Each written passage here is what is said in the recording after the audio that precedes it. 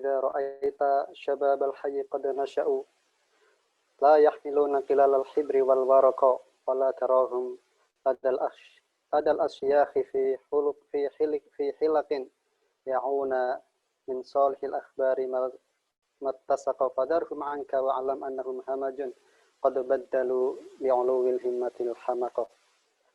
Ahlan wa sahlan wa marhaban bikum para peserta baca kitab di hari Lailah al-Mubarakah fi Lailah al-Khamis, Lailatul Khamis, fi Lailatul Khamis di malam Kamis ini. Linuwasil untuk kita lanjutkan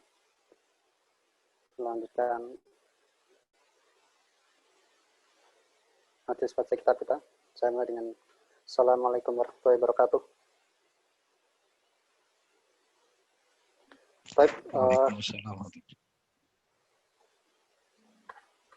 Baik, untuk tadi saya lupa, jadi agak telat sedikit beberapa menit karena membukanya malah link yang beda, jadi telat sedikit. Bismillahirrahmanirrahim. Alhamdulillahilladzi hadana li hadza wa ma kunna linahtadiya laula an hadana Allah. Allahumma shalli wa sallim ala sayyidina Muhammad wa ala ali sayyidina Muhammad wa barik wa sallim tasliman katsira. Allahumma inna na'udzubika min ilmin la yanfa' wa min qalbin la yakhsha' wa min nafsin la tashba' wa min du'ain la yustajabu lahu. Allahumma ighfir lana wa li walidina wa li asatidatina wa li muallimina wa li ulama'ina wa li a'immatina wa li kulli man akhadna minhu al-'ilm walil muslimina wal muslimat wal mu'minina wal mu'minat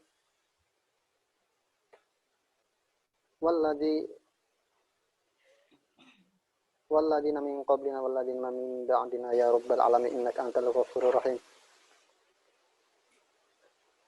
Allahumma shfi mardana wa mardal muslimin wa albisna wal muslimin libasa sihhati wal afiyah ya rabbal alamin. Ahlan wa sahlan. Kita mulai. Di pertemuan sebelumnya kita sudah sampai di ini ya,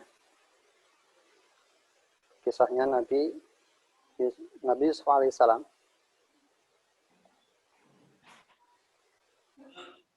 Kemarin setelah kita bahas tentang awal mula atau ringkasan dari kisahnya Nabi Yusuf alaihissalam yang terangkum di surat Yusuf ayat keempat 5-6, itu adalah rangkuman kisah seluruh kisah Nabi Yusuf itu dirangkum di dalam 3 ayat ini. Yaitu apa? Ayat keempat yaitu menceritakan tentang mimpinya Nabi Yusuf alaihissalam. Kemudian ayat kelimanya yaitu menceritakan tentang musuhnya Nabi Yusuf alaihissalam yaitu setan, dan juga nanti akan terjadi perbuatan atau kejahatan yang dilakukan oleh saudara-saudara. Ayat kelimanya. Nah, ayat ke-6-nya yaitu membahas tentang bahasanya Allah Ta'ala menjadikan Nabi Yusuf seorang nabi dan mengajarinya tentang takwil mimpi dan menyempurnakan kenikmatannya. Sebagaimana Allah Ta'ala telah menyempurnakan kenikmatan kepada ayah-ayahnya yaitu Nabi Ibrahim, Nabi Ishak, dan ayahnya sendiri yaitu Nabi Ya'qub alaihissalam. Jadi di 3 ayat ini adalah ringkasan secara menyeluruh. Kemudian baru setelah ayat ke-6 muncul ayat ke-7-nya yang memulai setelah ayat ke-7 ini memulai bahasanya akan diperinci kisahnya Nabi Yusuf, detail-detailnya bagaimana setelah diringkas dengan 3 ayat ini. Yaitu ayat ke-7-nya Allah Ta'ala memulai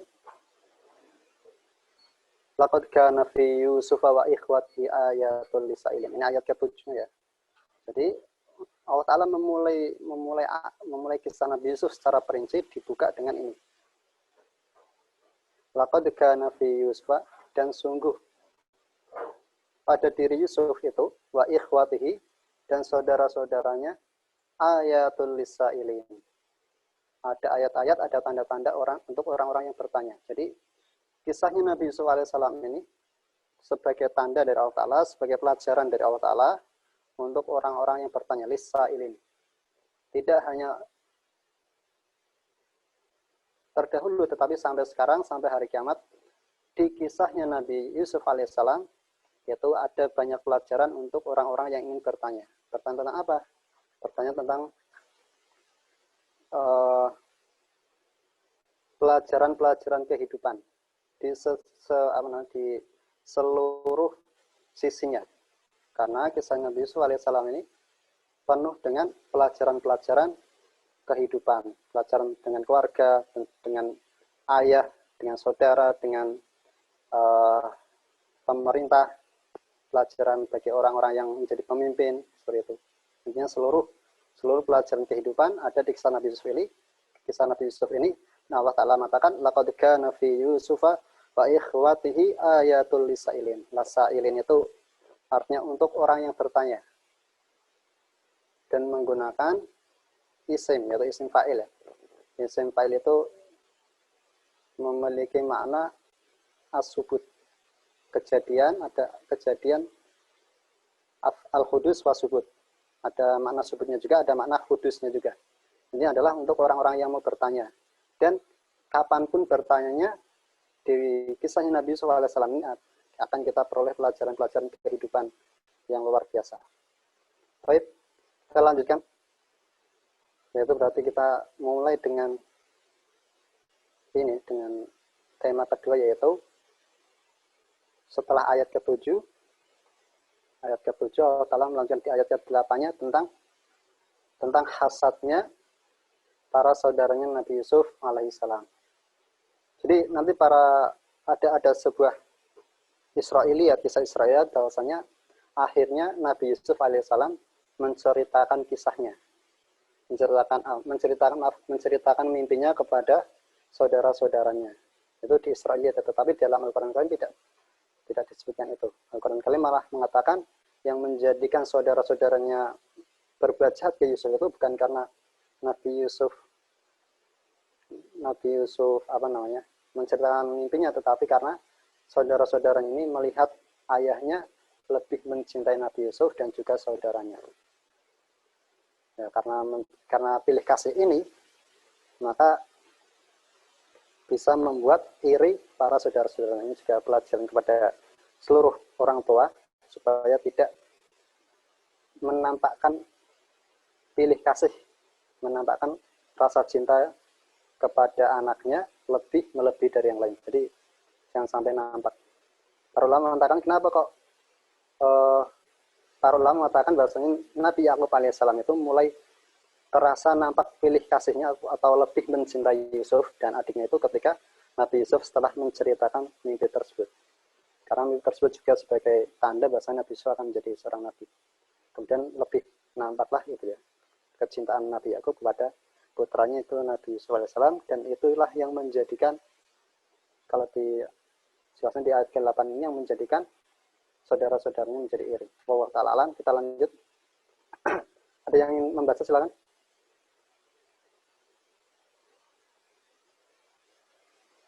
Silakan. Kalau nggak ada, nggak mulai ini kita. Baik, Ustaz. Ya, silakan Pak Sultan. Tafadhol. Dibaca. A'udzubillahi minasyaitonirrajim. Bismillahirrahmanirrahim. Bismillah wassalatu wassalamu ala Rasulillah. Hasadul ikhwati. Ya. Wa kana Yusufu Diterjemahkan dulu. Ya. Hasadul ikhwati. Hasad atau irinya para saudaranya. Ya, hasad ini para ulama mengatakan kalau secara pengertian hasad itu adalah menginginkan agar kenikmatan yang ada pada orang lain itu hilang. Itu namanya hasad. Kemudian ada satu jenis lagi, jenis iri, tetapi irinya tidak menginginkan kenikmatan yang ada di orang lain itu hilang, tetapi ingin agar dirinya juga bisa sama seperti orang tersebut atau melebihi. Itu namanya ghibthah. Seperti ya. Dan ghibthah ini yang diperbolehkan oleh para ulama. Adapun yang hasad, yang menginginkan agar kenikmatan dari orang lain hilang, itu tidak diperbolehkan. Kalau ghibthah ingin supaya dirinya itu sama seperti dia atau lebih seperti orang tersebut, maka itu yang diperbolehkan.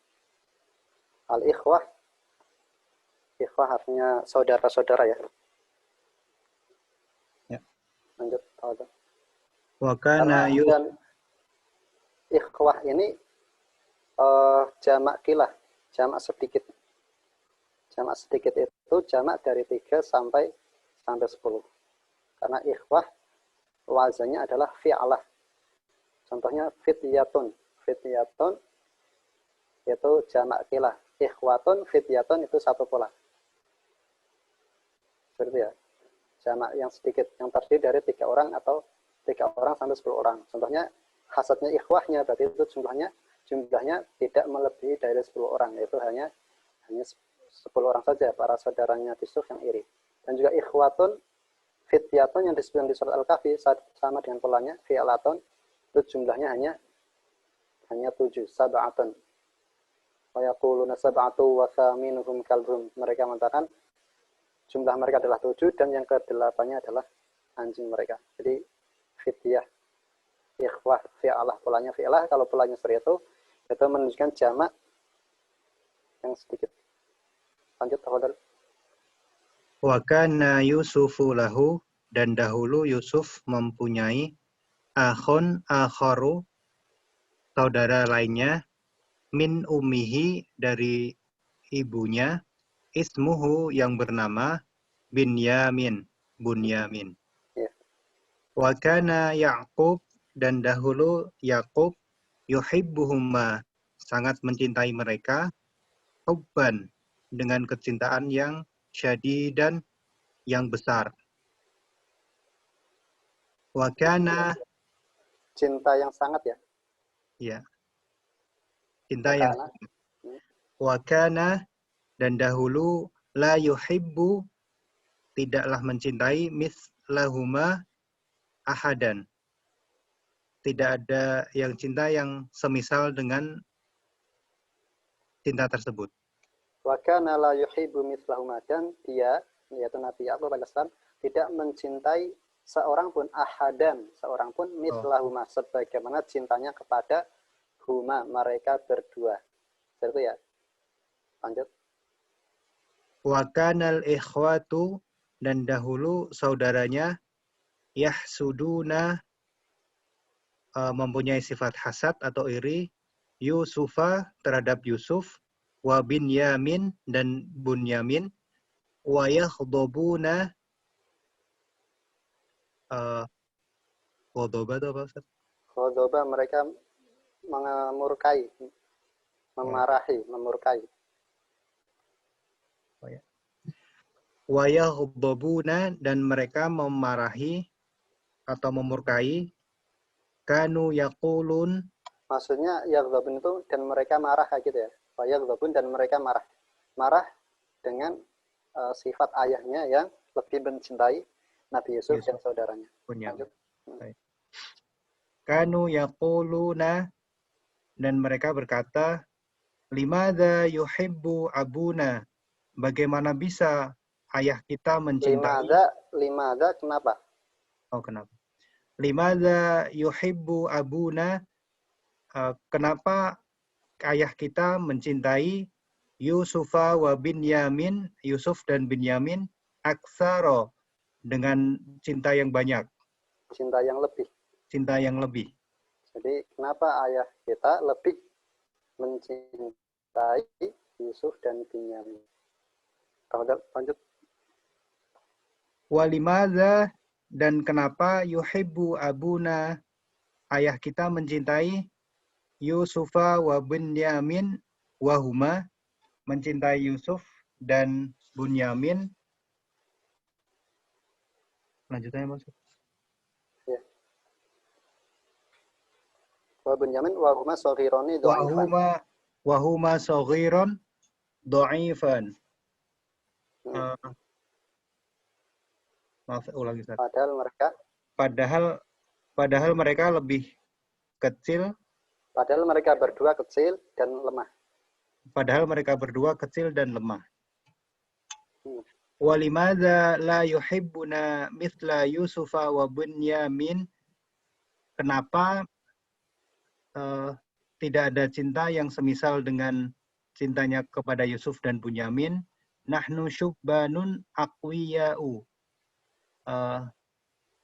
Terhadap kita syubbanun aqwiya, apa Ustaz?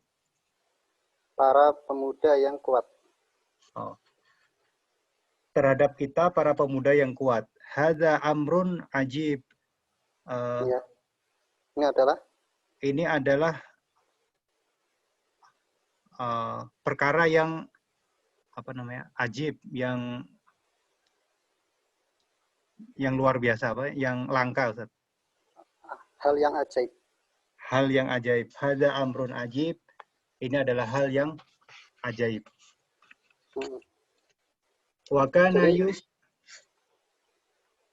Jadi di sini para saudaranya Yusuf alaihissalam yang 10 itu, mereka mengatakan limadza yuhibbu abuna Yusuf wa Binyamin aktsar. Ini sebagian al-Kalamah di surat Yusuf ayat 8-nya, idz qalu la Yusufu akhuhu ahabbu ila abina minna.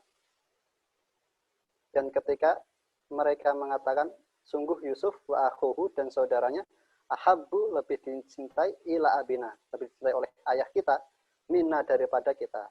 Jadi itu ya, beliau mengutip dari, maksudnya mengambil kesimpulan dari ayat ke-8 ini. Kemudian walimad yuhib abuna Yusuf wa Binyamin wa huma saghirun itu angifan.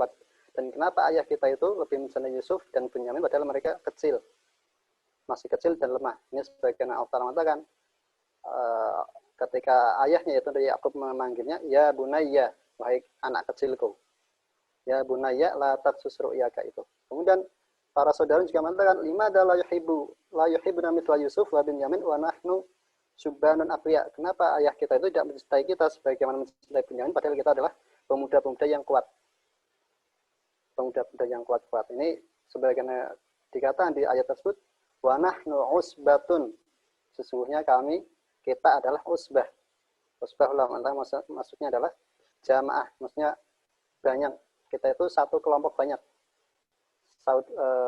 Anak dari satu ibu yang jumlahnya banyak. Maksudnya satu kelompok gitu ya. Satu kelompok kuat.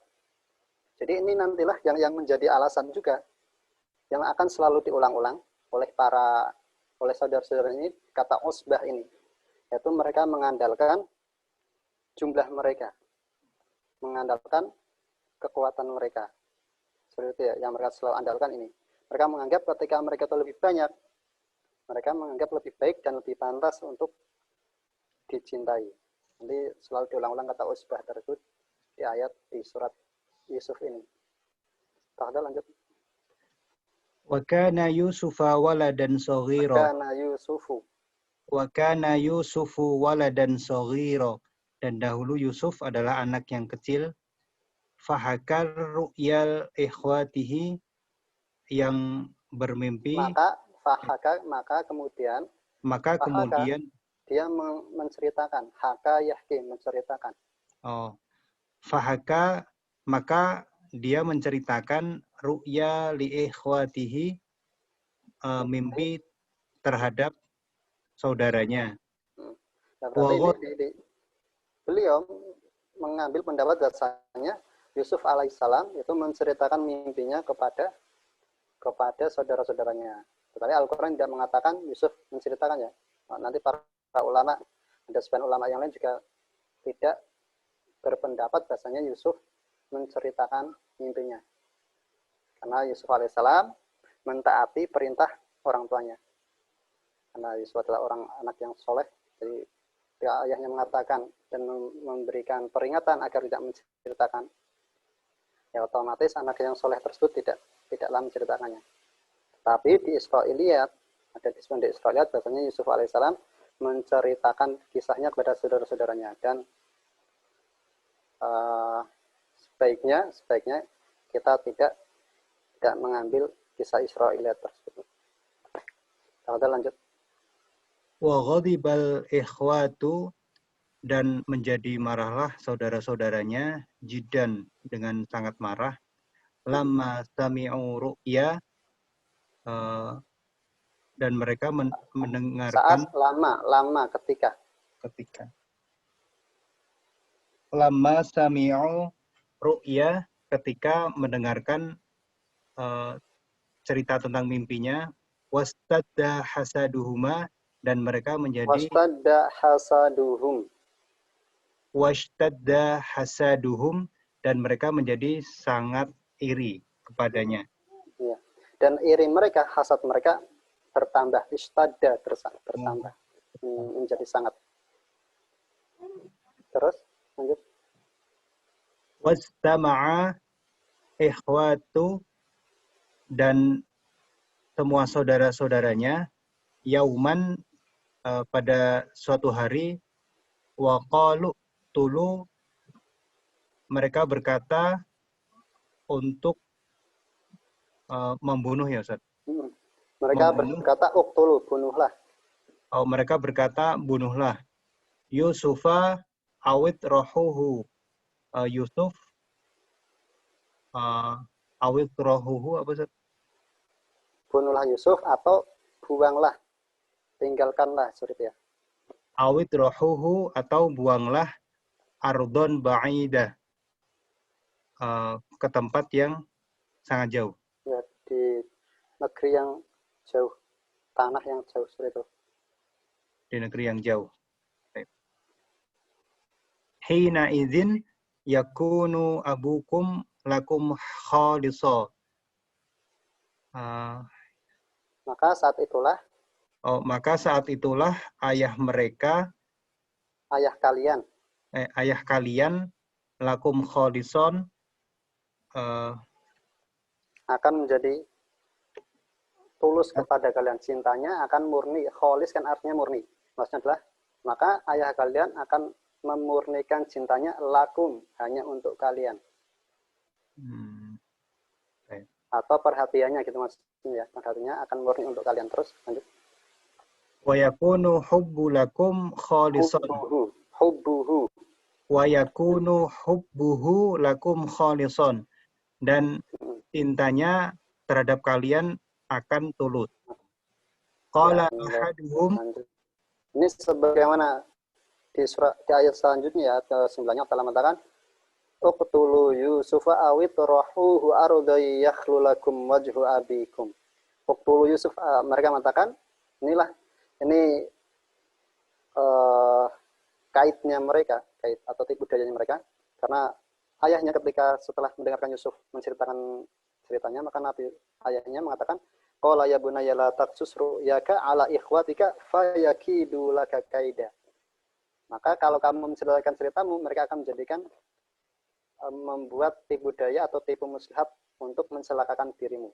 Inna syaitana lil insani aduwwun mubin. Sesungguhnya setan itu untuk manusia itu benar-benar musuh yang nyata. Jadi Nabi Yakub alaihissalam juga menyandarkan bahasanya jenis kait-kait atau tipu muslihat atau tipu daya itu termasuk godaan dari setan.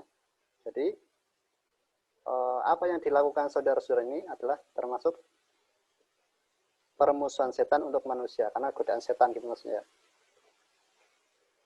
Jadi pertamanya mereka mengatakan uqtulu Yusuf. Pertama mereka ingin membunuhnya. Kemudian awit rohuhu, atau buanglah. Jadi pendapat pertama yang muncul atau usulan pertama yang muncul adalah dibunuh. Tetapi akhirnya tidak dibunuh. Kemudian awit rohuhu, atau buanglah dia. Ardon, di sebuah negeri yang jauh, sebuah negeri yakhlu lakum wajhu abikum, yang itu akan menjadikan wajah ayah kalian itu akan fokus pada kalian, akan lebih cinta kepada kalian. Watakunu, kemudian setelah itu kalian menjadi mim ba'dihi, setelah Yusuf itu pergi, qauman solihin, kaum yang soleh, kelompok yang soleh. Inilah salah satu jenis tipu daya setan itu seperti itu. Dia mengatakan lakukanlah perbuatan dosa, maka setelah dosa nanti, selesai melakukan dosa, kamu bertobat, kayak gitu. Itu termasuk salah satu cara setan menggoda manusia. Sebagaimana ayat ke-9 ini. Ayat ke-9 mengatakan wa takunu min ba'dihi qauman sholihin, dan setelah itu kalian menjadi orang soleh.